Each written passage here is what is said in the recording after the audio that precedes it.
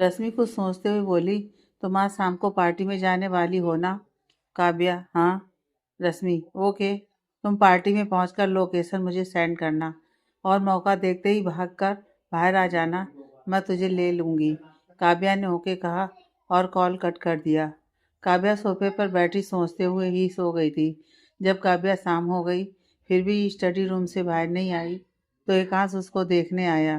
तो काव्या को सोफे से सिर लगाए सोता देखकर मुस्कुरा दिया और उसके पास आकर उसको दोनों बाजू से पकड़ा और ठीक से लेटाने जा रहा था कि एकांश के छूने भर से काव्या तुरंत नींद से हड़बड़ाकर उठ गई और अपने जस्ट सामने एकांश को देखकर वो थोड़ा और डर गई और बोली, आप ये क्या कर रहे हैं? एकांश ने काव्या को डरा हुआ देखा तो अपनी आंखें छोटी करते हुए बोला, तुम्हारे अंदर क्या कोई डरने की मशीन लगी है जो हर बार मेरे पास आते ही एक्टिव हो जाती है? काव्या ने एकांश के हाथ अपनी बाजू से हटाए और ठीक से सोफे पर बैठते हुए बोली, ऐसा नहीं है, नींद में थी तो। एकांश काव्या के बगल में उसके शोल्डर से पीठ लगाकर बैठ गया और बीच में ही बोला, तो तुम डर जाओगी? तुम वैसे भी डरी हुई रहती हो। तुम मुझे डरी हुई कम, अकल से पैदल ज़्यादा लगती हो। इतना पढ़ा लिखा होने से क्या फ़ायदा? काव्या चिढ़कर एकांश को सिर घुमाकर देखने लगी। एकांश आगे बोला, तुमको ना फिर शुरू से पढ़ने की ज़रूरत है। तुम्हारे इतने मार्क्स पक्का चीटिंग करके आते होंगे। काव्या ने चिढ़कर एकांश को धक्का देकर दूर किया और सोफे से उठकर खड़ी हो गई। एकांश सोफे पर गिर गया और काव्या को आंखें छोटी करके देखने लगा। काव्या भी एकांश को घूरते हुए बोली, आपके जैसे फॉरेन से पढ़ाई नहीं की है पर आपसे कम नॉलेज भी नहीं है तो मेरी स्टडी पर उंगली उठाने की ज़रूरत नहीं है। एकांश थोड़ा ऊपर होकर सोफे पर ठीक से लेट गया और अपना एक पैर दूसरे पैर पर रखते हुए बोला, मैं तुमको उठाने का सोच रहा हूँ, क्या बोलती हो? काव्या एकांश को आंखें बड़ी करके देखने लगी। एकांश काव्या को देखकर बोला, तुम ना ये अपनी बटेर जैसी आंखें और बड़ी मत किया करो वरना किसी दिन सच में बाहर निकलकर हाथ में आ जाएंगी।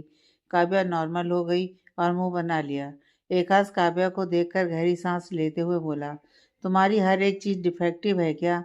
कभी आंखें फैलाती हो तो कभी मुंह के नक्शे बनाती हो और दिमाग का तो पूछो ही मत, किस दिशा में घूमता है कोई इमेजिन भी नहीं कर सकता।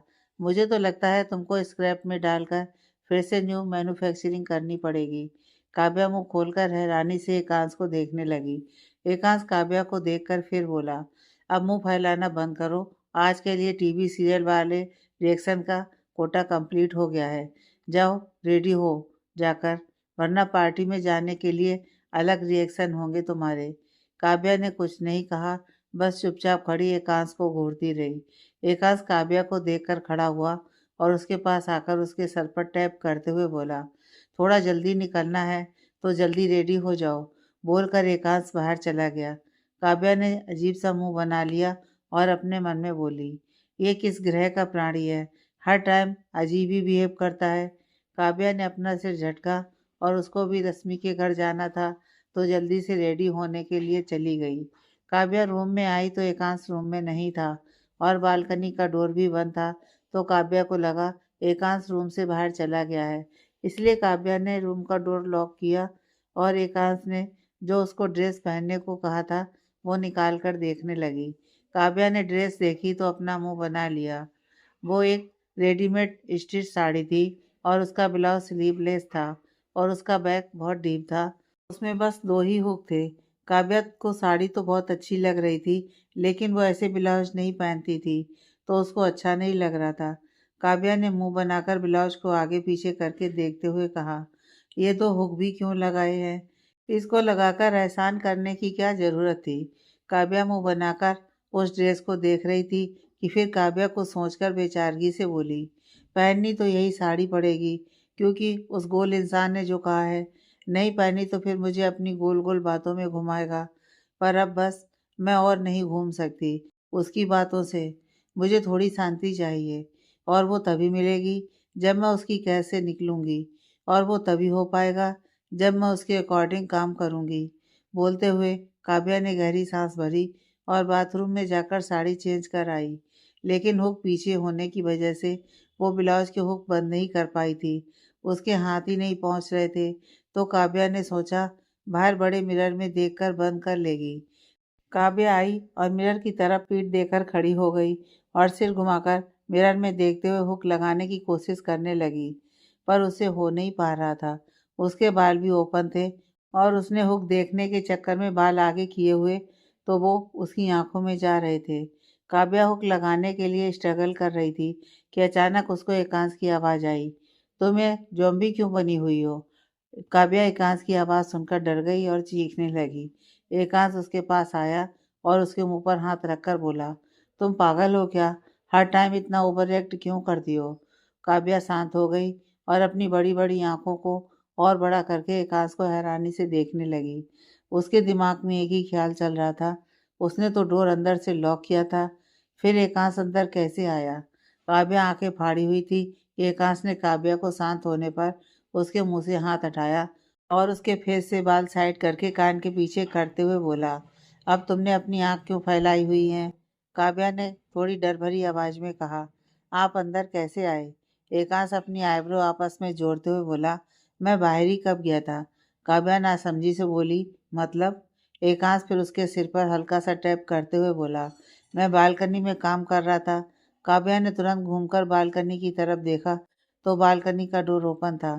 काव्या सोचने लगी, उसने बस देखा था बालकनी का डोर बंद है, पर बालकनी में जाकर चेक तो नहीं किया था ना। हो सकता है हवा से डोर बंद हो गया हो। काव्या सोच रही थी कि उसको अपनी पीठ पर उंगलियां महसूस हुईं। काव्या की जान मुंह को आ गई और वो एक झटके से पलटी तो एकांश का पूरा हाथ उसकी पीठ पर छू गया। काव्या डर से पीछे हुई और अपनी साड़ी का पल्लू लेकर अपनी पीठ कवर करते हुए बोली, ये क्या बदतमीजी है? एकांश काव्या को ही आंखें छोटी करके देख रहा था। काव्या को ऐसे घबराया हुआ देखकर एकांश काव्या के बिल्कुल पास आकर बोला, क्या बदतमीजी की मैंने? काव्या और घबरा गई और डर से सिकुड़ते हुए बोली, वो आप? एकांश, हाँ मैंने क्या किया? बोलो, हकला क्यों रही हो? काव्या ने असहज होते हुए कहा, अभी आप क्या कर रहे थे? आपने? काव्या बोलने को हुई, फिर चुप हो गई। एकांश काव्या को घूरते हुए बोला, तुम रहने दो, तुम्हारे छोटे दिमाग की उपज को काटने के लिए मेरे पास अभी टाइम नहीं है। तो मैं ही तुम्हारी छोटी बुद्धि के लिए बता देता हूँ कि मैं बस तुम्हारी हेल्प कर रहा था, पर अब लग रहा है गलती कर दी। काव्या एकांश को शांति से देखने लगी। एकांश काव्या से दूर हुआ और बोला, हमको 10 मिनट में निकलना है, रेडी रहना, वरना ऐसे ही चलना पड़ेगा। बोलकर एकांश कबर्ड के पास आया और अपने कपड़े लेकर बाथरूम में चला गया। काव्या शौक में खड़ी एकांश को देखने लगी। काव्या हैरानी से एकांश को देख रही थी। एकांश गुस्से में बाथरूम में गया। यह बात काव्या अच्छे से समझ गई थी, क्योंकि एक तो एकांश के फेस पर गुस्सा साफ समझ आ रहा था, ऊपर से एकांश ने गुस्से में बाथरूम का डोर इतनी जोर से बंद किया था कि अभी तोड़ ही देगा। काव्या भी इतनी तेज आवाज़ से थोड़ा चौंक गई थी। काव्या ने जल्दी से अपनी साड़ी का पल्लू हटाया और फिर हुक लगाने की कोशिश करने लगी, पर अब तो उससे और नहीं हो रहा था। डर से उसके हाथ पांव कांप रहे थे और ऊपर से उसके पास टाइम लिमिट था और उसको इस बात पर विश्वास था कि अगर उसकी हुक नहीं लगे तो एकांश उसको ऐसे ही पार्टी में ले जाएगा। एकांश को अपने गुस्से के आगे कुछ नहीं दिखता, पर डर में 10 मिनट कब निकल गए काव्या को पता ही नहीं चला और उसके हुक अब तक नहीं लगे।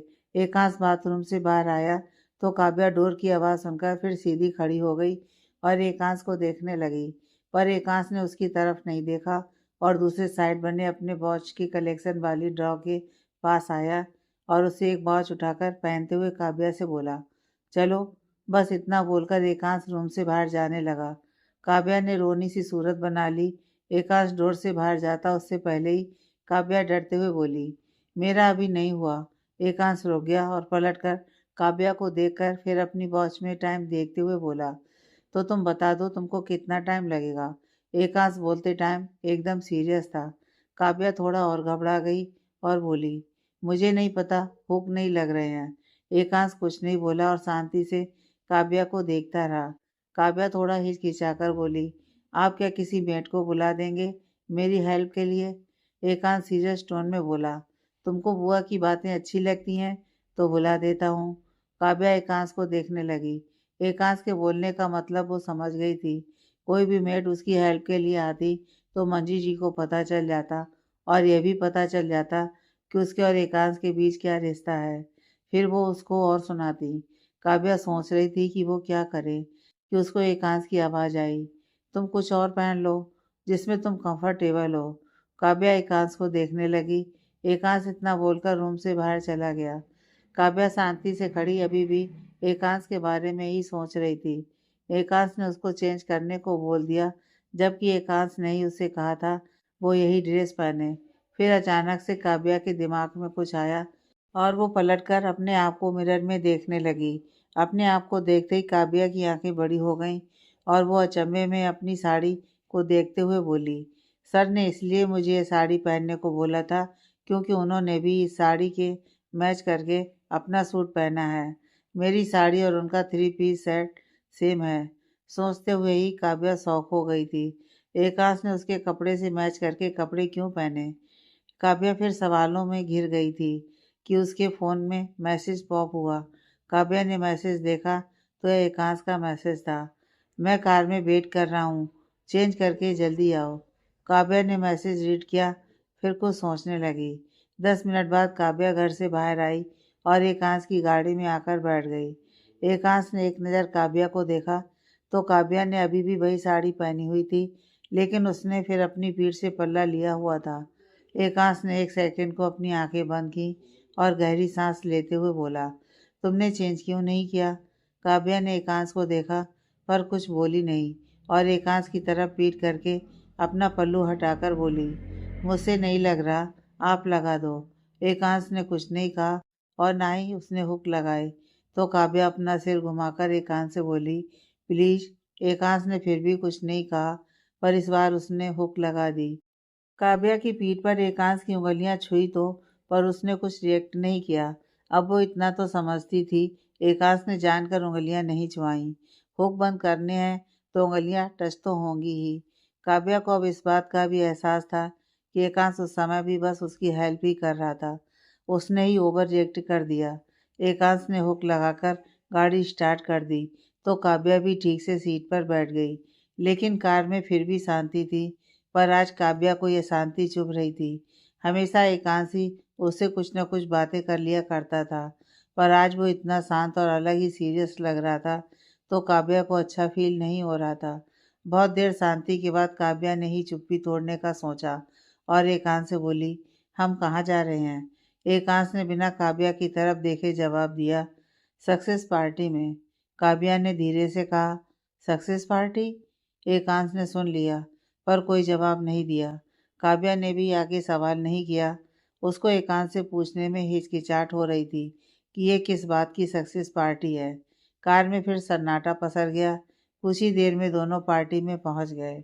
एकांश गाड़ी से बाहर आ गया। काव्या भी बाहर आकर एकांश के साथ खड़ी हुई थी कि कुछ लड़के लड़कियां हाथों में बुके लिए एकांश के पास आए। उनमें से एक थोड़ा बड़ी उम्र का लड़का आगे आया और एकांश को बड़ा सा बुके देते हुए बोला, कांग्रेचुलेसन सर। एकांश ने मुस्कुराकर बुके ले लिया और थैंक यू बोल दिया। फिर वो लड़का एक लड़की से दूसरा बुके लेने लगा। यह वही लड़की थी जो एकांश के साथ कैफे में थी। काव्या उस लड़की को देखने लगी। उस लड़के ने फिर काव्या को बुके देते हुए उसको ग्रीट किया।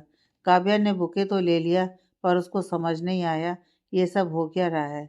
उस लड़के के बुके देने के बाद उसके साथ आए सभी लड़के लड़कियों ने एकांश को 1 बाय 1 बुके देते हुए कांग्रेचुलेसन और काव्या को हेलो बोलने लगे। काव्या भी बस सबको देखकर मुस्कुरा दी। एकांश ने सारे बुके उस लड़के के हाथ में दे दिए और काव्या का हाथ पकड़ लिया। काव्या फिर एकांश को देखने लगी। एकांश काव्या का हाथ पकड़े आगे बढ़ गया तो काव्या भी उसको देखते हुए उसके साथ चलने लगी।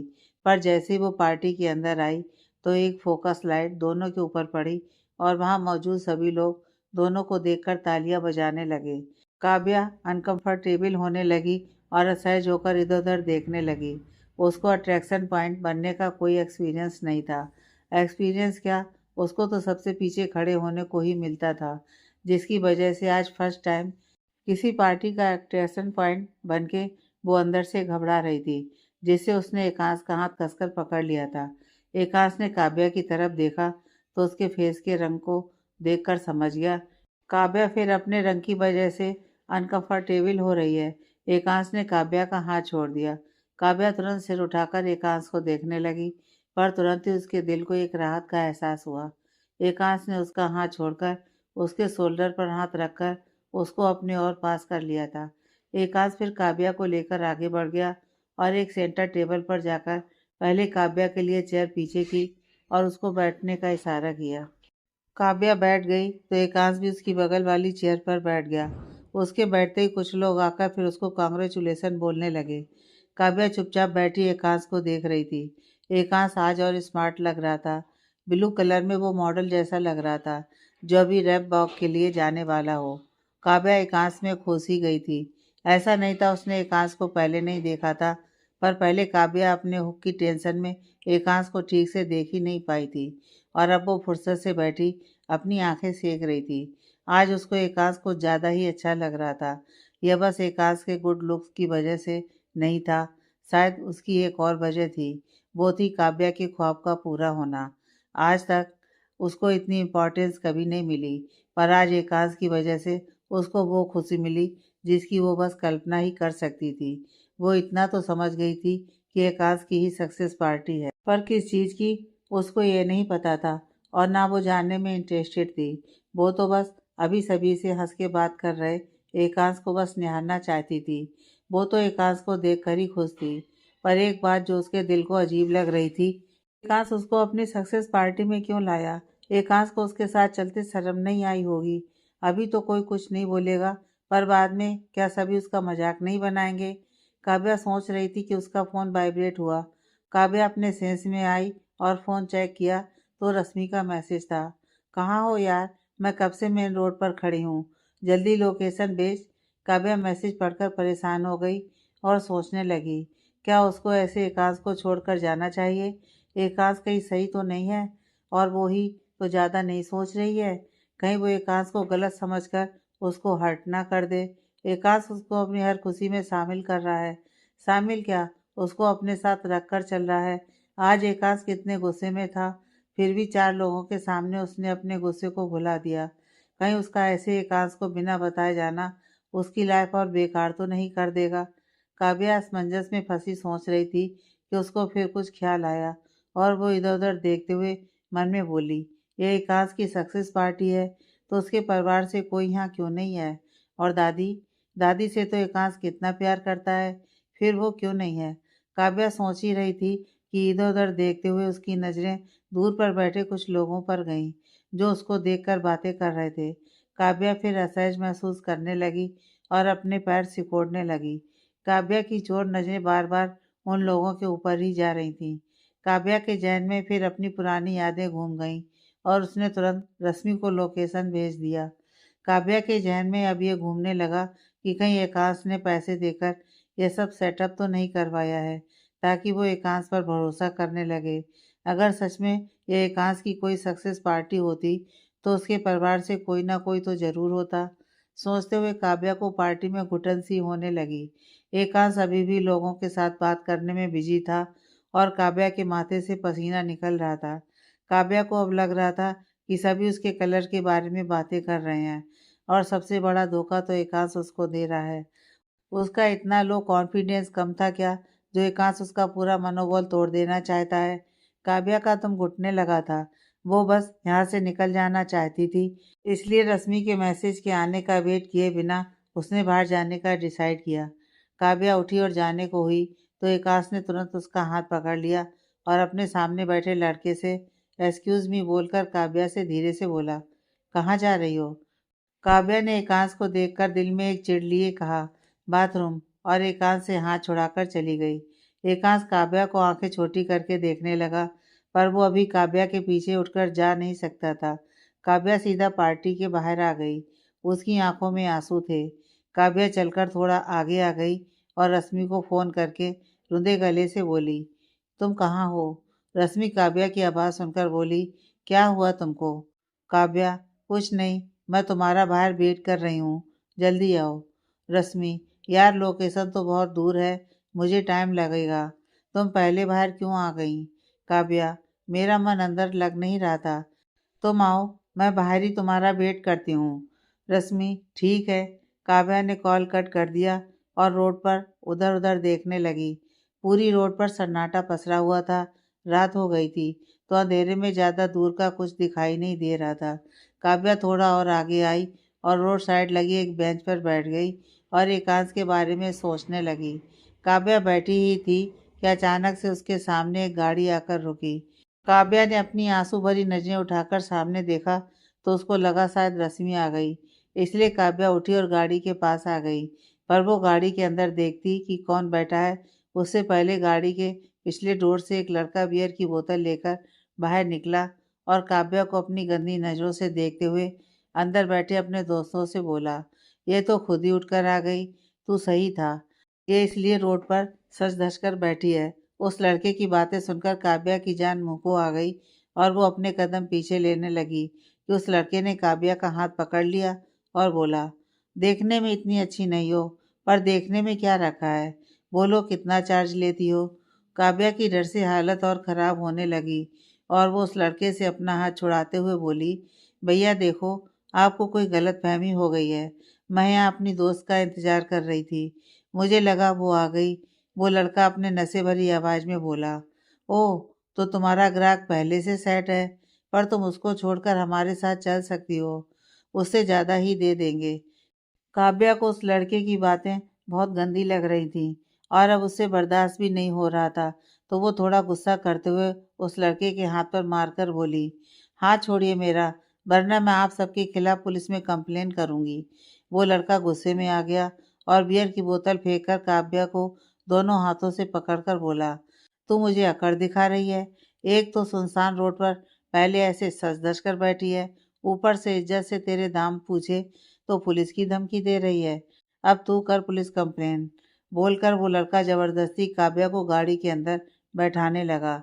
उसके बाकी दोस्त भी मुस्कुरा दिए, पर ड्राइविंग सीट पर बैठा लड़का अपने दोस्त को ऐसा करने से मना करने लगा, पर वो लड़का कुछ ज़्यादा ही नशे में था। उसको काव्या का चिल्लाना छोड़ो, अपने दोस्त की कई बातें भी नहीं सुनाई दे रही थीं। काव्या डर से रोते हुए मदद के लिए चीखने लगी। आगे बैठा लड़का अपने दोस्त को रोकने के लिए बाहर ही आने वाला था कि किसी ने उस लड़के के कंधे पर हाथ रखा, जो काव्या को गाड़ी के अंदर धक्का दे रहा था और पीछे की तरफ खींच रहा था, जिससे उस लड़के का हाथ काव्या से छूट गया। काव्या का हाथ छूटते ही उस लड़के के चीखने की आवाज़ आई। काव्या तुरंत गाड़ी से बाहर आ गई और घूमकर देखा तो एकांश उस लड़के के मुंह पर लगातार पंच मार रहा था।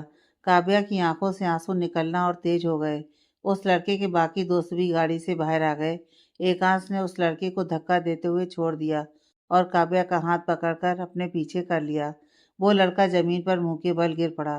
काव्या ने एक नज़र जमीन पर पड़े लड़के को देखा तो डर से उसने एकांश का हाथ पकड़ लिया। उस लड़के का मुंह खून से सन गया था और वो बदहाल हालत में जमीन पर पड़ा था। ऊपर से वो नशे में था, तो इतनी मार खाने के बाद ठीक से उठ भी नहीं पा रहा था। उस लड़के का एक दोस्त गुस्से में एकाज की तरफ बढ़ा तो उसका दूसरा दोस्त, जिसने कब ड्रिंक की थी, जो पहले से दोस्तों को रोक रहा था, वो उस लड़के के सामने आ गया और उसको रोकते हुए बोला, बेकार में पंगे मत ले। वो लड़का गुस्से में एक नज़र एकांश को देख कर बोला, उसने हमारे दोस्त को मारा और तू पीछे हटने को बोल रहा है। वो लड़का अपने दोस्त को समझाते हुए बोला, देख उस लड़के को और फिर उस लड़की को देख, दोनों ने सेम ही कपड़े पहने हैं। यहाँ पास में फैमिली होटल है, शायद वहीं पार्टी के लिए आए होंगे। हम लोगों ने ही इस लड़की को गलत समझ लिया। गलती हमने की है इसके साथ बदतमीजी करके। और इस लड़की ने कहा था ना, वो यहाँ किसी का वेट कर रही है। ऐसे हम किसी के साथ मिसबिहेव नहीं कर सकते। ऊपर से हम सबने ड्रिंक की हुई है। बात यहीं ख़त्म कर देते हैं, वरना बात बढ़कर पुलिस तक बात पहुँची तो हम सबका करियर बर्बाद हो जाएगा। वो लड़का अपने दोस्त की बात सुनकर एकांश और काव्या को देखने लगा। एकांश भी गुस्से में उन लड़कों को देख रहा था, पर वो शांत इसलिए खड़ा था क्योंकि काव्या ने उसका हाथ कसकर पकड़ा हुआ था और उसके हाथ से चिपकी डर से कांप रही थी। एकांश काव्या की पीठ पर हाथ फेरते हुए उसको शांत कराने की कोशिश कर रहा था। उस लड़के ने अपने दोस्त की बात मानकर अपने कदम पीछे ले लिए, तो वो दूसरा लड़का, जिसने अपने दोस्त को समझाया, वो एकांश के थोड़ा पास आया और अपने हाथ जोड़कर बोला, सॉरी सर, हम लोगों को मैडम को लेकर कुछ मिसअंडरस्टैंडिंग हो गई थी, आप प्लीज़। वो लड़का इतना ही बोला था कि एकांश ने गुस्से में उसके मुंह पर एक पंच जमा दिया। उस लड़के के मुंह से चीख निकल गई। उस लड़के की चीख सुनकर काव्या ने डर से एकांश को और कसकर पकड़ लिया। एकांश ने सिर नीचे करके काव्या को देखा, फिर उसको दूसरे हाथ से अपने साइड से सामने लाया और उसको सीने से लगा लिया। काव्या ने भी डर से एकांश का हाथ छोड़ दिया और उसको कस के हक कर लिया। एकांश ने एक हाथ से काव्या को हक किया और दूसरा हाथ उसके बालों में रख लिया। उस लड़के के दोस्त आगे बढ़ने लगे तो उस लड़के ने उनको हाथ दिखाकर अपना सिर नामे हिला दिया। वो बाकी दो लड़के गुस्से में अपने ही दोस्त को देखने लगे। एकांश भी सभी को घूर कर देखने लगा। वो लड़का फिर बोला, sir please, I am so sorry. I know मेरे दोस्त ने बहुत बड़ी गलती की है, पर प्लीज सर, बात को यहीं ख़त्म कर देते हैं। हम सब दिल से सॉरी फील करते हैं, गलती से हो गया। फिर ज़मीन पर पड़े अपने दोस्त को देखते हुए बोला, इसने बहुत ड्रिंक की हुई थी, इसलिए होश में नहीं था। ये क्या कर रहा है?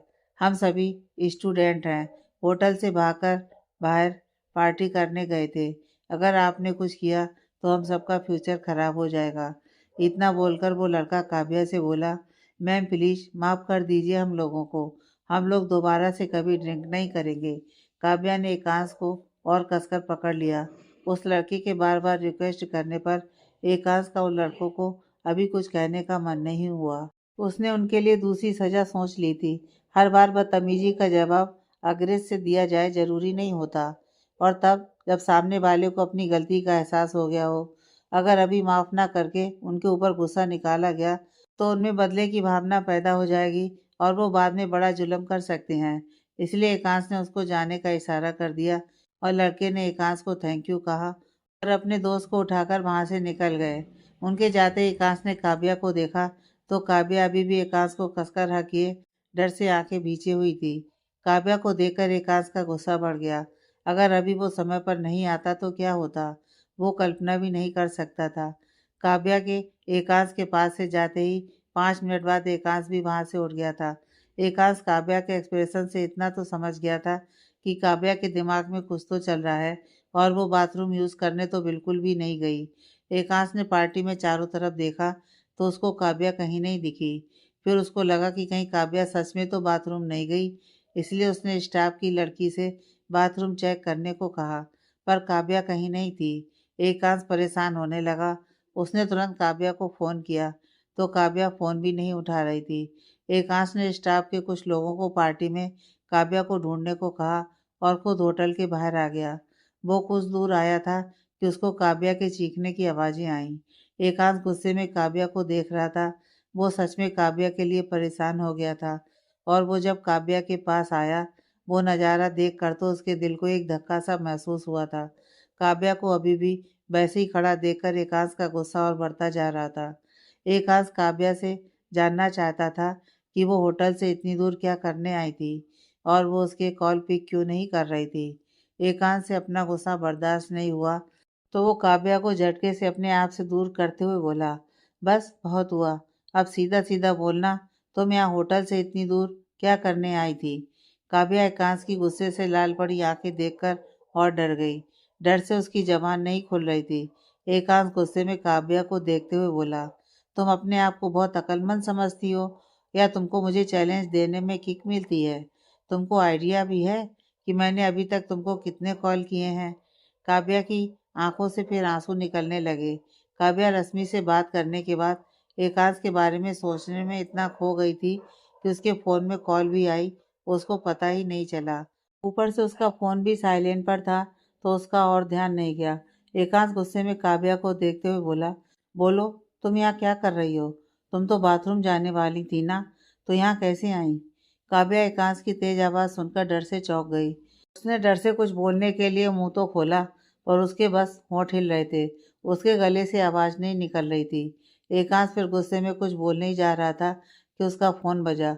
उसने फ़ोन निकाला और कॉल पिक की तो दूसरे साइड से एक लड़के की आवाज़ आई, सर मैंने पूरे होटल में चेक कर लिया है, मैम यहाँ नहीं है।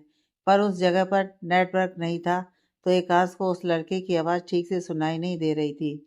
एकांश काव्या को घूरकर फ़ोन पर बात करने के लिए थोड़ा आगे बढ़ा तो उसको उस लड़के की आवाज़ आई, सर मैम यहाँ कहीं नहीं है।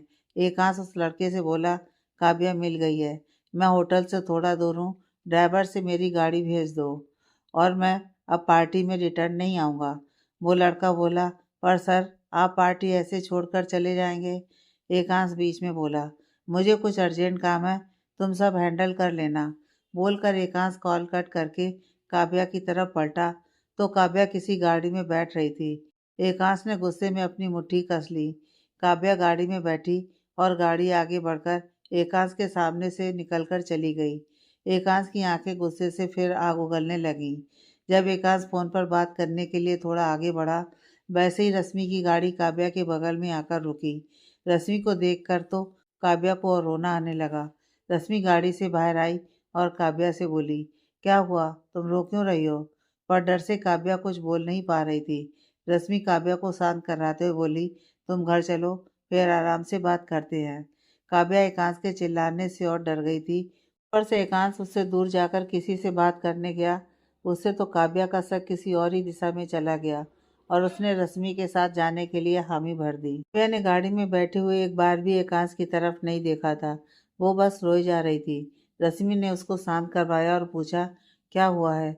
तो काव्या को अपने नज़रिए से जो बात समझ आई, उसने वो सब रश्मि को बता दी।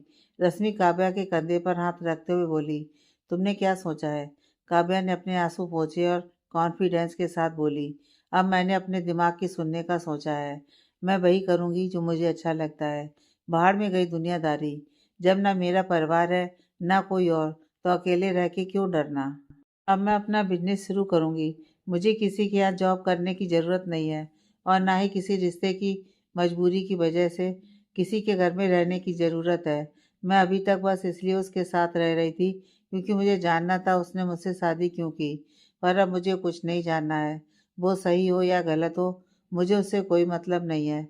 अब मैं बस अपना देखूँगी। रश्मि, तो तुम उसको डाइवोर्स दे दोगी? काव्या एक झूठी मुस्कान के साथ बोली, जब हमारी शादी रजिस्टर ही नहीं हुई तो डाइवोर्स कैसा? रश्मि, पर पूरे रीति रिवाज के साथ तेरी शादी हुई है। काव्या, क्या प्रूफ है? बस मेरी फैमिली, जिसने दोबारा मुझे पलट कर नहीं देखा। उनके लिए तो अच्छा ही हुआ कि उनके सिर से एक बला टल गई। मैं मर भी जाऊं तो मेरी लाश को भी कोई अपना कहने वाला नहीं है। वो मेरे ब्याह पर बोलेंगे। रश्मि, पर फिर भी। काव्या, पर फिर कुछ नहीं। एकांश का मुझसे शादी करने का इंटेंशन सही हो या गलत, पता नहीं। और अब ना मुझे जानना है। मेरा उसका कोई भी कहीं से भी किसी भी चीज़ को लेकर कोई मेल ही नहीं है। चलो, अगर एक बार मैं ये कल्पना भी कर लूँ कि उसने मेरे बारे में सोचकर मुझसे शादी की, पर एकांश मुझसे कभी प्यार तो करेगा नहीं। ये तू मेरा रंग देखकर अच्छे से अंदाज़ा लगा सकती है। शायद तरस आया होगा उसको मेरे ऊपर। तरस खाकर उसने मुझसे शादी की। तो मुझे भीख में कोई रिश्ता नहीं चाहिए। आज नहीं तो कल मेरा रंग तो नहीं बदलेगा, पर लोगों की बातें सुनकर उसका मन ज़रूर बदल जाएगा। वो तब मुझे छोड़े, उससे अच्छा मैं अभी किनारा कर लूँ। अभी किनारा करूँगी तो शायद अपनी लाइफ में कुछ कर पाऊँ। बाद में तो। बोलते हुए काव्या के होंठ काँप गए। उसके दिल में तेज दर्द हो रहा था। रश्मि ने काव्या को अपने गले लगा लिया और बोली, मैं हमेशा तेरे साथ हूँ। तू बिजनेस स्टार्ट करना चाहती है ना, तो कर। मैं हर कदम पर तेरे साथ हूँ। माँ पापा वापस आ जाएं तब मैं उनसे बात करती हूँ। वो तुम्हारी मदद ज़रूर करेंगे। काव्या ने रश्मि को कस के हक करते हुए कहा, थैंक यू सो मच। रश्मि हल्का सा मुस्कुरा दी। दोनों रश्मि के घर आ गए। घर आते ही काव्या ने रश्मि से लैपटॉप मांगा। रश्मि थोड़ा हैरानी से बोली, तुम इतनी रात को लैपटॉप में क्या करोगी? काव्या, जो काम मैंने छोड़ा था उसको आज से पूरा करूँगी। रश्मि, तो कल से भी तो कर सकती हो, अभी सो जाओ। काव्या, नींद और होश सब उड़ चुके हैं मेरे। वैसे भी कल करे सो आज कर, आज करे सो अब। रश्मि अपना सिर नामे हिलाकर लैपटॉप काव्या को देते हुए बोली, तुम पागल हो गई हो। काव्या, पागलपन ही सही, अपनी लाइफ अपनी तरह से जी तो पाऊंगी। एक कोशिश तो कर पाऊंगी कि जो अभी तक घर परिवार समाज की वजह से नहीं कर पाई। रश्मि, पर तेरे बिजनेस आइडिया को स्टार्ट करने के लिए कोई तो कंपनी फंड देने के लिए होनी चाहिए, क्योंकि पापा से हेल्प लेने के बाद भी स्टार्टिंग में हमको किसी दूसरी कंपनी की मदद की ज़रूरत पड़ेगी। बिजनेस ऐसे ही स्टार्ट नहीं हो जाते हैं। बस बिजनेस आइडिया होने से कुछ नहीं होता है और स्टार्टिंग में तो कोई बैंक भी लोन नहीं देगी। तो इस बारे में सोचा है तुमने, क्या करना है? काव्या सोचने लगी। रश्मि भी सोच रही थी कि उसको कुछ आइडिया आया। वो चहकते हुए बोली, अरे यार, तो अपने मेल बॉय से बात क्यों नहीं करती? क्या पता वो बिजनेस टिप्स के साथ साथ तुझे फंड भी दे दे। काव्या रश्मि को देखने लगी। रश्मि आगे बोली, उसने तुझे मिलकर बिजनेस कैसे कर सकते हैं? कम पैसों में, कम लोगों के सपोर्ट से, बिना एक्स्ट्रा मनी के कैसे बिजनेस को ऊंचाई तक ले जा सकती है? यह सब वो तुमको पर्सनली मिलकर सिखाना चाहता था ना? तो तू उससे मिलती क्यों नहीं? तू अपनी बात भी उसके आगे रख देना, क्या पता मान जाए। काव्या हैरानी से रश्मि को देखते हुए बोली, तू पागल है क्या? वो इतने बड़े राइटर हैं और मैं उनसे कैसे हेल्प मांग सकती हूँ? रश्मि, पागल मैं नहीं तुम हो। उसने जब सामने से ऑफर किया तो मिलने में क्या दिक्कत है? और हेल्प तो उनसे ही मांगते हैं ना जो उस बात की गंभीरता को समझते हैं। और वो खुद बिजनेस पर बुक लिखता है तो तेरी हेल्प क्यों नहीं करेगा? काव्या, पर उसने मुझे बहुत पहले मेल किया था और अब तो 1 मंथ के ऊपर होने आ गया है। मैंने रिप्लाई नहीं दिया। अब अपना काम पढ़ने पर रिप्लाई दूंगी तो क्या अच्छा लगेगा? रश्मि, तुझे क्या उसके साथ घर बसाना है जो अच्छा बुरा सोच रही है? मेल का रिप्लाई दे दो, फिर देखते हैं उसकी तरफ से क्या आंसर आता है। काव्या ने सोचा, एक बार चांस लेने में क्या जाता है, और लैपटॉप ओपन करके अपनी मेल आईडी एक्सचेंज की और उसमें मिस्टर मित्तल के मेल में जाकर उनको रिप्लाई दिया। हेलो सर, क्या हम मिल सकते हैं? मुझे आपसे अपने बिजनेस स्टार्टअप को लेकर बात करनी थी। काव्या ने फिंगर क्रॉस करके मेल सेंड कर दिया। मेल सेंड होते ही तुरंत रिप्लाई आया, हम कल मिल सकते हैं। काव्या तुरंत रिप्लाई देखकर शॉक हो गई। रश्मि काव्या को शॉक में देखकर बोली, अब क्या हुआ? काव्या, उनका रिप्लाई आ गया। रश्मि उठकर बैठते हुए चिल्लाकर बोली, क्या? काव्या, हाँ, ऐसा लग रहा है जैसे लैपटॉप के ऊपर ही बैठे मेरे मेल का वेट कर रहे थे। 1 मिनट नहीं हुआ और उनका रिप्लाई आ गया। रश्मि मुस्कुरा दी और बोली, देखा, मैंने कहा था ना रिप्लाई आ जाएगा। काव्या, हाँ, पर इतनी जल्दी मुझे कुछ ठीक नहीं लग रहा। रश्मि, सब ठीक है, हो सकता है वो कुछ काम कर रहे हो इसलिए मेल मिलते ही तुरंत रिप्लाई दे दिया। तू ज़्यादा मत सोच। काव्या ने अपना सिर हाँ में हिला दिया। रश्मि फिर बोली, कहाँ मिलने को बोला है?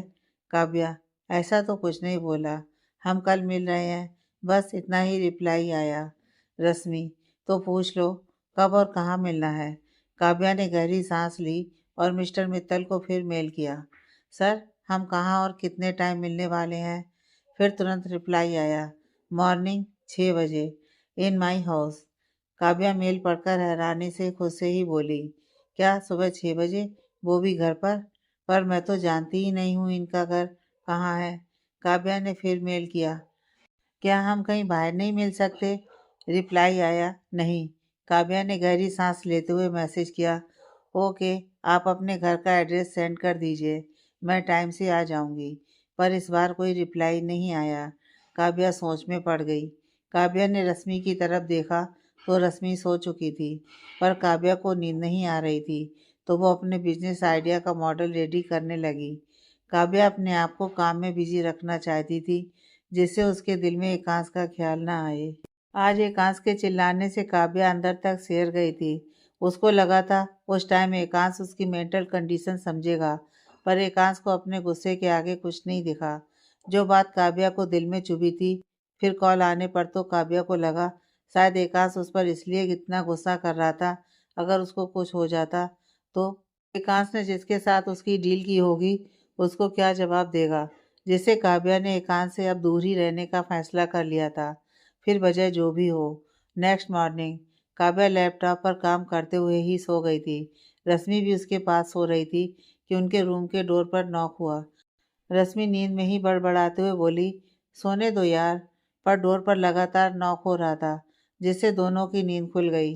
रश्मि नींद में तिल मिलाकर उठी और डोर खोला तो बाहर एक मेड घबराई हुई खड़ी थी।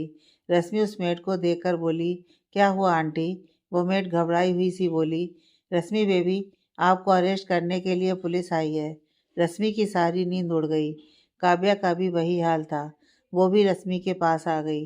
रश्मि हैरानी से बोली, मुझे अरेस्ट करने के लिए? मेट, हाँ बेबी, मैंने उनको रोकने की कोशिश की पर वो घर के अंदर आ गए। सर और मैडम भी घर पर नहीं है। मुझे बहुत डर लग रहा है। मैंने सर और मैडम दोनों को फ़ोन किया पर उनका फ़ोन लगा नहीं।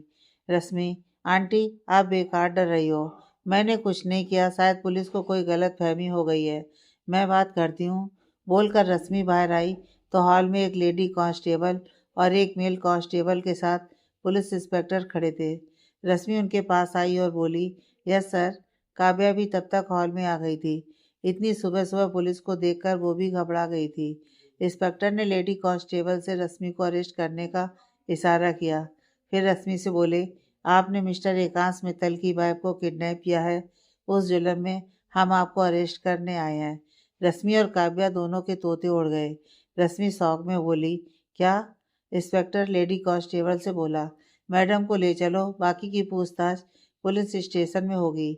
रश्मि की आंखें बड़ी हो गईं और वो जल्दी से बोली, सर मैंने किसी को किडनैप नहीं किया। इंस्पेक्टर, हर गुनहगार यही बोलता है। रश्मि और शौक हो गई। लेडी कांस्टेबल रश्मि को ले जाने लगी तो काव्या भागकर आगे आई और इंस्पेक्टर से बोली, सर आपको कोई गलत फहमी हुई है। मैं खुद यहाँ आई हूँ, ये मेरी दोस्त है। इंस्पेक्टर काव्या को डरा हुआ देखकर बोले, मैडम आपको डरने की ज़रूरत नहीं है। आपको इन लोगों ने ब्लैकमेल किया है या डराया है तो आप मुझे बता सकती हैं। हम सब हैंडल कर लेंगे। काव्या रुआंसी होकर बोली, सर ये मेरी दोस्त है, यह मुझे क्यों डराएगी? आप प्लीज़ इनको छोड़ दीजिए। इंस्पेक्टर, मैम हम ऐसे नहीं छोड़ सकते। मिस रश्मि के खिलाफ एफआईआर दर्ज हुई है और वो भी इस शहर के इतने बड़े आदमी ने करवाई है। वो झूठी एफआईआर तो करवाएंगे नहीं। और आप भी यहीं से मिली हैं तो हमको मिस रश्मि से पूछताछ के लिए तो पुलिस स्टेशन लेकर जाना ही होगा। प्लीज़ मैम आप भी हमारे साथ कॉर्पोरेट कीजिए। आप भी हमारे साथ चलिए। कांस्टेबल आपको सुरक्षित आपके घर छोड़ देगा। काव्या सोचने लगी वो क्या करे, कैसे रश्मि को बचाए।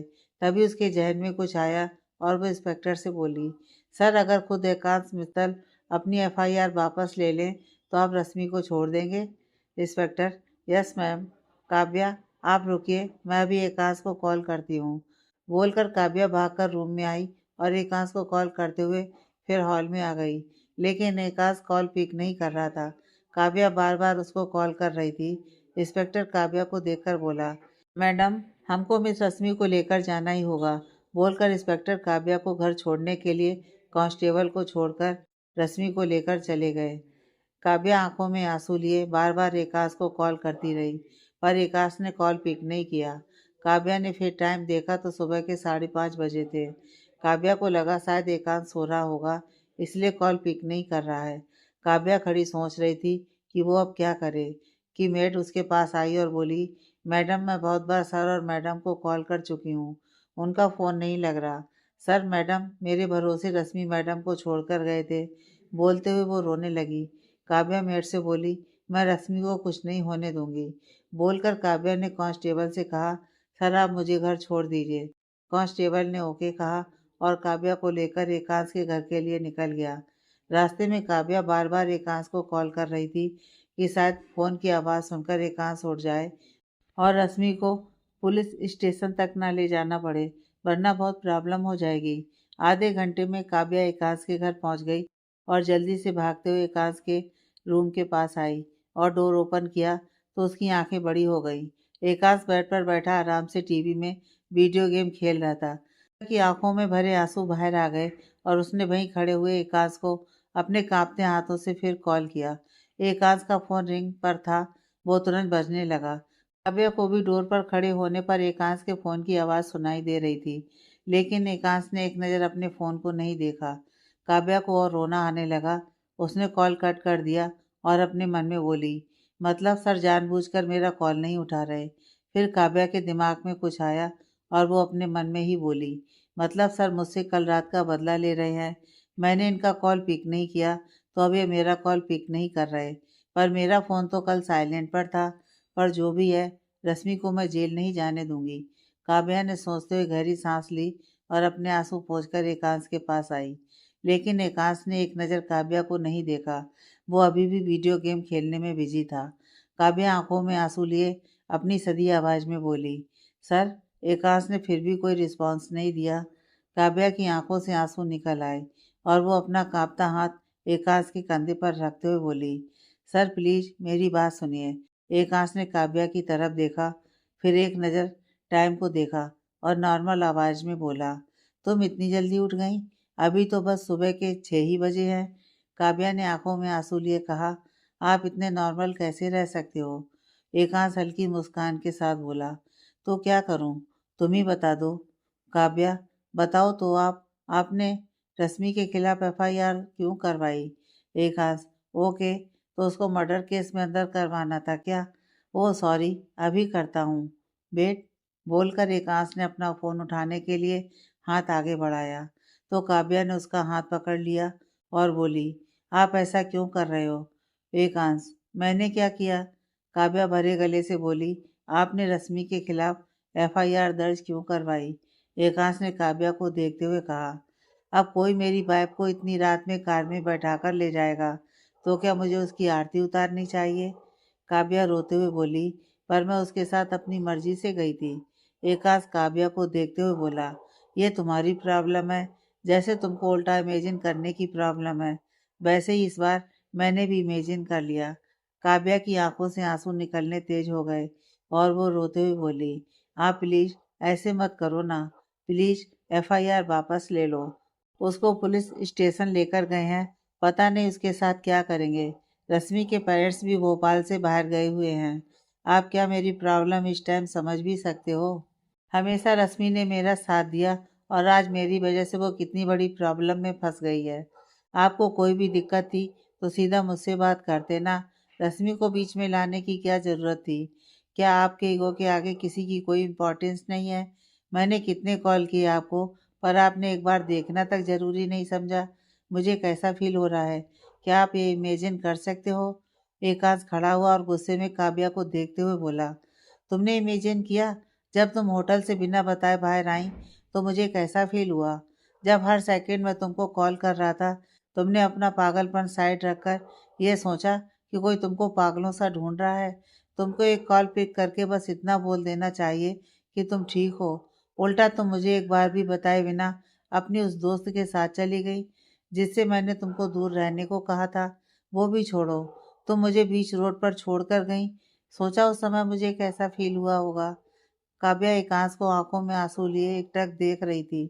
एकांश काव्या को घूरते हुए आगे बोला, पर अब बस, मैं तुमको प्यार से समझाकर थक चुका हूँ और इससे ज्यादा ना मैं तुम्हारी बेवकूफियत बर्दाश्त कर सकता हूँ, ना तुमको समझा सकता हूँ। तुमने मुझे पहले जैसा बनने पर मजबूर किया है।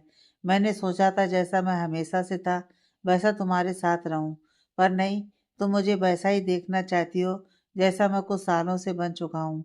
तो यही सही, तुम अब देखो मेरा गुस्सा, देखो मेरा ईगो कितना बड़ा है और किस हद तक जा सकता है, क्योंकि तुम्हारे जैसी मोटी बुद्धि को प्यार की भाषा समझ नहीं आती। काव्या रोते हुए सिसकियां भरने लगी। उसको फिर एकांश की बातों से डर लग रहा था। एकांश ने काव्या को छोड़ दिया और जाने के लिए आगे बढ़ा तो काव्या ने डरते हुए उसका हाथ पकड़ लिया और बोली, प्लीज जो करना है वो मेरे साथ कर लीजिए, पर मेरी दोस्त को छोड़ दीजिए। एकांश पलटा और काव्या को घूरते हुए बोला, तो उसने गलती की है, उसकी सजा तो उसको मिलनी चाहिए ना। काव्या अपना सिर नामे हिलाने लगी। एकांश ने काव्या का हाथ अपने हाथ से हटाया और फिर जाने के लिए पलटा तो काव्या उसके सामने आ गई और बोली, प्लीज आप रश्मि को छोड़ दो। मैं प्रॉमिस करती हूँ दोबारा उससे मिलूंगी भी नहीं, कभी भी आपको बिना बताए कहीं नहीं जाऊंगी, हमेशा आपकी बात सुनूंगी। एकांश काव्या को देखने लगा। काव्या रोते हुए फिर बोली, प्लीज। एकांश का गुस्सा काव्या की बात सुनकर कम हो गया और वो काव्या के गाल से आंसू पोंछकर नॉर्मल आवाज में बोला, कितनी जल्दी समझ गई ना तुम। मैं बेकार ही तुमको प्यार से इतने समय से समझाने की कोशिश कर रहा था। काव्या हैरानी से एकांश को देखने लगी। एकांश ने काव्या के फेस पर फूंक मारते हुए कहा, अपना प्रॉमिस भूलना मत। काव्या ने अपनी पलकें झपका दी पर कुछ नहीं बोली तो एकांश ने प्यार से उसके गाल पर हाथ रखते हुए कहा, रश्मि अपने घर में ही है, वो पुलिस स्टेशन तक नहीं गई। तुम्हारे उसके घर से निकलते ही उसको वापस घर छोड़ दिया गया, पर उसको बस आज छोड़ा गया है। तुमने अपना प्रॉमिस तोड़ा तो तुम समझदार हो। बोलकर एकांश काव्या के बाल बिगाड़ते हुए रूम से बाहर चला गया। काव्या शौक में एकांश को देखती रह गई। एकांश है क्या चीज, सोचते हुए वो फिर कंफ्यूज हो गई। एकांश पल भर में इतना गुस्सा हो गया और पल भर में एकदम शांत, और एकांश ने बस उसको वापस बुलाने के लिए, रश्मि से दोबारा न मिलने देने के लिए इतना सब किया। पर एकांश क्यों नहीं चाहता है वो रश्मि से मिले? काव्या के दिमाग के घोड़े फिर अलग दिशा में घास खा रहे थे, पर तभी काव्या के दिमाग में कुछ आया और उसने तुरंत रश्मि को कॉल किया, तो रश्मि ने तुरंत कॉल पिक कर लिया। काव्या तुरंत परेशान सी बोली, तुम ठीक तो हो? रश्मि नींद भरी आवाज में बोली, हाँ यार। काव्या, तुम कहाँ हो अभी? रश्मि, यार घर पर हूँ और सो रही हूँ। पर तुम मियाँ बीवी की लड़ाई में मेरी नींद की बैंड बजी पड़ी है। पहले तेरा पति मुझे पुलिस के हाथ 5 मिनट के लिए मॉर्निंग वॉक पर भेजता है, फिर तू मुझे नींद से उठाकर पूछ रही है कि मैं कहाँ हूँ। यार तुम दोनों अपना मैटर सुलटा लो, फिर मुझे कॉल करना।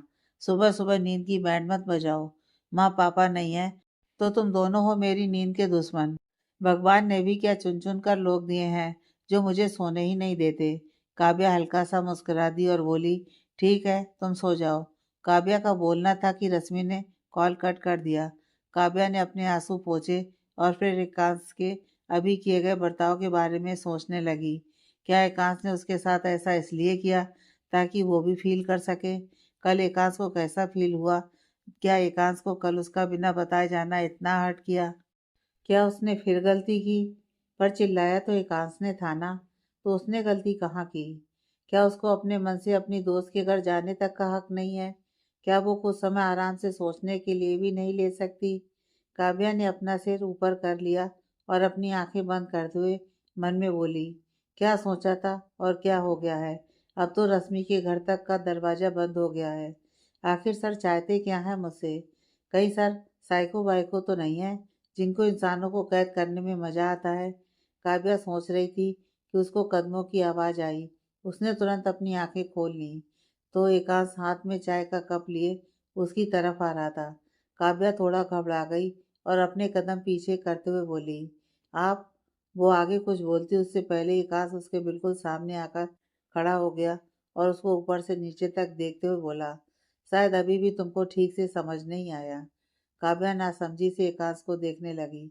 एकांश ने काव्या के सिर पर टैप करते हुए कहा, अभी यह नाटक मेरे सामने मत करना, वरना तब तक विंडो से उल्टा लटका कर रखूंगा जब तक तुम्हारा मुंह सीधा नहीं हो जाता। काव्या बेचारगी से बोली, पर अब मैंने क्या किया? एकांश, तो अब मैं तुम्हारे कुछ करने का वेट करूं? काव्या अपनी आंखें भींचकर हिम्मत करके बोली, आप चाहते क्या हो मुझसे? एकांश काव्या से दूर हुआ और बोला, अभी जाके चेंज करके आओ। काव्या ने अपनी आंखें खोली और एकांश को देखने लगी। एकांश भी काव्या को देखते हुए बोला, अभी भी समझ नहीं आया, लगता है उल्टा लटकने के बाद ही समझ आएगा। काव्या की आंखें बड़ी हो गईं और वो जल्दी से बिना वजह जाने कबर्ड से जल्दी में अपने लिए कपड़े निकाले और बाथरूम में भाग गई।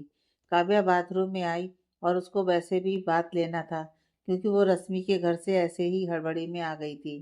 तो उसने सोचा अब बाथरूम में आ गई है तो बात ही ले ले। काव्या ने बात लेकर जो कपड़े पहले पहने थे वो बाहर ले जाने को उठाए तो उसकी आईब्रो आपस में जुड़ गई। उसने फिर सामने मिरर में अपने आप को देखा तो उसकी आंखें बड़ी हो गईं और वो हैरानी से अपने आप को देखते हुए बोली, उस गोल इंसान ने मुझे चेंज करने को इसलिए बोला क्योंकि मैंने रश्मि के कपड़े पहने थे। बोलते हुए काव्या का सिर घूमने लगा। वो एकांश को किसी भी तरह से समझ ही नहीं पा रही थी। एकांश कब गुस्सा करता है, कब प्यार करता है और कब उसको अपना गुलाम समझकर उसके ऊपर हुकूमत चलाता है। वो कुछ समझ नहीं पा रही थी। काव्या बाथरूम में खड़ी मिरर में अपने आप को देखते हुए सोच रही थी कि एकांश की बाहर से आवाज आई, तालाब खोद रही हो या भागने के लिए सुरंग? काव्या अपने सेंस में आई और हड़बड़ाकर रूम से बाहर आ गई। एकांश काव्या को देखकर उसके पास आने लगा तो काव्या थोड़ा और घबरा गई। एकांश काव्या के सामने आकर खड़ा हो गया और उसके बाल खोलते हुए बोला, बालकनी में आओ। बोलकर एकांश बालकनी में जाने लगा। काव्या ने मासूम सा मुंह बनाकर अपने मन में कहा, अब क्या करने वाला है ये गोल इंसान? एक तो मुझे इसकी ये साइलेंट गोलमोल बातों से डर लगता है, कभी भी कुछ भी करता है। काव्या वहीं खड़ी सोच रही थी कि एकांश की फिर तेज आवाज आई, एक बार में सुनने की आदत डाल लो तो अच्छा रहेगा। काव्या जल्दी से बोली, मैं कपड़े रख कर आती हूँ। एकांश, नहीं, उनको भी अपने साथ ले आओ। काव्या ने मुंह बना लिया और बोली, कपड़े? अब ये कपड़ों के साथ मुझे क्यों बुला रहा है? कहीं कपड़ों से बांध के नीचे तो नहीं लटका देगा? पर काव्या के पास ऑप्शन नहीं था, इसलिए वो डर से कपड़े हाथ में लिए एकांश के पीछे बालकनी में आ गई। एकांश हैंगिंग झूले में जाकर बैठ गया। काव्या अपनी आईब्रो जोड़कर झूले को देखते हुए सोचने लगी, ये पहले तो नहीं लगा था, एक रात में यहाँ कैसे लग गया। काव्या सोच रही थी कि एकांश अपने सामने जमीन पर उंगली दिखाते हुए बोला, कपड़े यहाँ रखकर मेरे पास आओ। काव्या एकांश को देखने लगी, पर एकांश करना क्या चाहता है वो समझ नहीं पा रही थी, और अभी उसके पास एकांत से कुछ पूछने की हिम्मत भी नहीं थी। इसलिए जैसा एकांत ने कहा उसने वैसा किया। काव्या एकांत के पास आकर खड़ी हुई तो एकांत ने साइड स्टूल में अपनी चाय का कप रख दिया और काव्या का हाथ पकड़कर अपनी गोद में बैठा लिया। काव्या एकदम से शॉक हो गई। एकांत ने काव्या को पीछे से हक कर लिया और उसके गाल से गाल लगाकर सामने पड़े कपड़ों को देखते हुए बोला, बहुत ठंड है ना। काव्या डरते हुए नजरें तिरछी करके एकांत को देखने लगी। एकांश के इतना पास होने से अभी डर से उसको कपकपी महसूस हो रही थी। एकांश ने काव्या को देखकर कहा, तुमको तो कुछ ज्यादा ही ठंड लग रही है ना, थोड़ी आग होनी चाहिए। काव्या एकांश के बोलने का मतलब समझ नहीं पाई, लेकिन तुरंत ही उसका कलेजा मुंह को आ गया और उसकी आंखें फटके चार हो गईं। एकांश ने जलता हुआ लाइटर सामने रश्मि के कपड़ों पर फेंक दिया था और कपड़े जलने लगे थे। आग देखकर काव्या की हालत पतली हो गई थी, वो और कांपने लगी थी। एकांश ने उसको और टाइट हक करते हुए कहा, अभी भी ठंड लग रही है। काव्या आंखों में नमी लिए एकांश की तरफ देखने लगी। वो एकांश की इस हरकत से और डर गई थी। अब काव्या के दिमाग में चल रहा था कि कहीं एकांश गुस्से में उसको ही ना जला दे, फिर पूछे, अब ठंड मिटी। पर उसके उल्टा एकांश काव्या की तरफ देखकर मुस्कुरा दिया और स्टूल से कप उठाकर काव्या को देखते हुए बोला, थोड़ी चाय पी लो, ठंड कुछ कम लगेगी। बोलते हुए एकांश ने काव्या के हाथों में कप पकड़ाया और काव्या के हाथ के ऊपर से खुद कप को पकड़े रहा, क्योंकि काव्या के हाथ बुरी तरह से कांप रहे थे। अगर वो काव्या का हाथ छोड़ देता तो काव्या अपने ऊपर गर्म चाय गिरा लेती। काव्या चुपचाप डरी हुई सी कभी अपने सामने जलती आग को तो कभी नजरें तिरछी करके एकांश को देख रही थी। काव्या को देखकर एकांश ने दूसरे हाथ से काव्या के बाल एक साइड करके आगे कर दिए। काव्या के दिल की धड़कनें डर से और तेज हो गईं। उसने फिर सोचा, क्या एकांश उसके बाल जलाने का सोच रहा है। उसकी डर से हालत खस्ता हुई जा रही थी, पर उसके मुंह से एक शब्द नहीं निकल रहा था। लेकिन फिर उसकी सोच के विपरीत एकांश ने अपना सिर काव्या के कंधे पर रख लिया और बोला, तुम्हारे फ़ोन में इतने पैसे हैं कि तुम अपने लिए कपड़े ले सकती हो, तुमको किसी की उतरन पहनने की ज़रूरत नहीं है। काव्या के दिल में एकदम धकसी हो गई। वो क्या सोच रही थी और एकांश ने क्या कहा। काव्या असमंजस में पड़ी थी कि एकांश ने काव्या के मुंह में चाय का कप लगाते हुए कहा, उम्मीद है अब तुम्हारी मोटी बुद्धि को कुछ समझ आया होगा और तुम दोबारा कभी हमारे बीच किसी को नहीं लाओगी। एकांश के चाय पिलाने पर काव्या ने डर से एक घूंट पी लिया, पर तुरंत ही काव्या को खांसी आने लगी। वो ब्लैक टी थी और काव्या ने आज पहली बार टेस्ट की तो उसको टेस्ट अजीब लगा, तो कड़वेपन से अपने आप काव्या खांसने लगी। एकांश ने काव्या के हाथ से कप लेकर स्टूल पर रख दिया और काव्या को थोड़ा अपनी तरफ घुमाकर उसका सिर ठोंकते हुए बोला, आर यू ओके। काव्या एकटक एकांश को देख रही थी। उसकी आंखों में जो आंसू भरे थे वो अपने गाल पर आ गए। एकांश ने काव्या के आंसू पोंछे और उसको अपने सीने से लगा लिया। काव्या कुछ नहीं बोली, पर वो अंदर से डरी हुई थी और उससे ज़्यादा कंफ्यूज, और सबसे ज़्यादा तो उसके लिए एकांश का कपड़ों में आग लगा देना शॉकिंग था। उसके दिमाग में बस इतना ही चल रहा था कि उस दिन एकांश ने सच कहा था, अगर वो किसी और का सामान यूज़ करती दिखी, फिर सामान चाहे कुछ भी हो, वो उसमें आग लगा देगा। तो उसने आज वही किया। यह बात काव्या के जहन में घर कर गई थी। ये तो भगवान का शुक्र था कि उसने कपड़े चेंज कर लिए, वरना कहीं एकांश अपने पागलपन में उसको कपड़ों के साथ आग न लगा देता। काव्या चुपचाप सी सिकुड़ी हुई एकांश के सीने से लगी थी कि उसको अपने सिर पर कुछ भारी सा महसूस हुआ। काव्या ने अपना सिर कोशिश करके थोड़ा ऊपर किया तो उसकी आंखें फिर बड़ी हो गईं। एकांश उसके सिर पर सिर रखकर आराम से सो रहा था। काव्या ने गंदा सा मुंह बना लिया और एकांश का सिर अपने सिर से हटाने के लिए हाथ उठाने की कोशिश की तो उसके हाथ भी एकांश के हाथ के नीचे दबे हुए थे। काव्या अभी तक अपने ख्यालों में इतनी खोई थी कि उसको एहसास ही नहीं हुआ कि एकांश उसको गोद में लिए हक करके बैठा है। काव्या ने फिर नजरें उठाकर एकांश को घूर कर देखा और उसके हाथों के बीच से अपने हाथ निकालने की कोशिश करने लगी, पर एकांश की पकड़ नींद में भी बहुत मजबूत थी। एकांश रात भर सोया नहीं था, इसलिए अभी उसको नींद आ गई थी।